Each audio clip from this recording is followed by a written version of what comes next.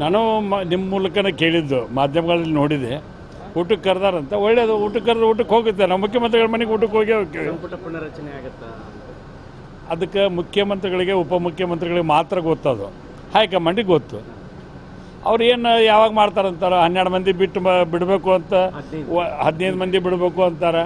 ಅದು ಹಿಂದೆ ಮಾತುಕತೆ ಆಗೈತಿ ಅಂತಾರೆ. ಏನಂದ್ರೆ 15 ಮಂತ್ರಿಗಳು ಬಿಟ್ಟು ಹೊಸಬರನ್ನು ತೊಗೋಬೇಕು ಅಂತ MLಗಳದ್ದು ಬೇಡಿಕೆ ಇದೆ. ಆ ರೀತಿಯಾಗಿ ಏನು ತೀರ್ಮಾನ ತೊಗೋತಾರೆ, ಹೈಕಮಾಂಡ್ ಏನು ತೀರ್ಮಾನ ತೊಗೋತಿದೆ, ಕಾಂಗ್ರೆಸ್ ಪಕ್ಷ ಅದಕ್ಕೆ ಬದ್ಧಾಗಿರ್ತದೆ. ನವೆಂಬರ್ ಕ್ರಾಂತಿ ಆಗುತ್ತಂತ ಯಾವ ಕ್ರಾಂತಿನೇ ಇಲ್ಲ. ಕಾಂಗ್ರೆಸ್ ಕ್ರಾಂತಿ, ಕಾಂಗ್ರೆಸ್ ಬಿಟ್ಟರೆ ಬೇರೆ ಏನಾಗಲ್ಲ. ತಾವು ಸಚಿವ ಸ್ಥಾನದ ಆಕಾಂಕ್ಷಿ ಸರ್? ನಾ ಹಿಂದೂ ಹೇಳೇನಿಲ್ಲ, ನಾನು ಸಚಿವ ಸ್ಥಾನದ ಆಕಾಂಕ್ಷಿ ಅಂತ ಹೇಳೀವಿ. ಮಾಡೋದು ಬಿಟ್ಟಿದ್ದು ಹೈಕಮಾಂಡು ಮುಖ್ಯಮಂತ್ರಿಗಳಿಗೆ ಉಪಮುಖ್ಯಮಂತ್ರಿಗಳು. ನಾನು ನಿಮ್ಮ ಮೂಲಕನೇ ಕೇಳಿದ್ದು, ಮಾಧ್ಯಮಗಳಲ್ಲಿ ನೋಡಿದೆ. ಊಟಕ್ಕೆ ಕರೆದಾರಂತ, ಒಳ್ಳೆಯದು. ಊಟಕ್ಕೆ ಕರೆದು ಊಟಕ್ಕೆ ಹೋಗುತ್ತೆ. ನಾವು ಮುಖ್ಯಮಂತ್ರಿಗಳ ಮನೆಗೆ ಊಟಕ್ಕೆ ಹೋಗೇ ಹೋಗ್ತೀವಿ. ಸಂಪುಟ ಪುನರಚನೆ ಆಗುತ್ತಾ?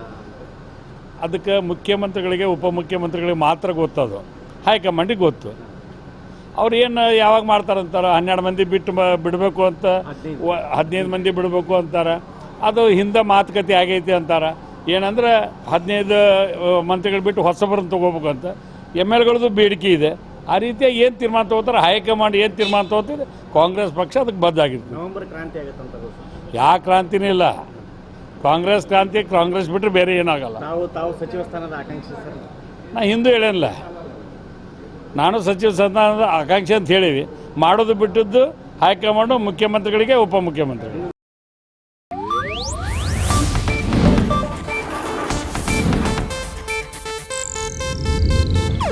ಇದು ಏಷ್ಯಾನೆಟ್ ನ್ಯೂಸ್ ನೆಟ್ವರ್ಕ್ ಪ್ರಸ್ತುತಿ.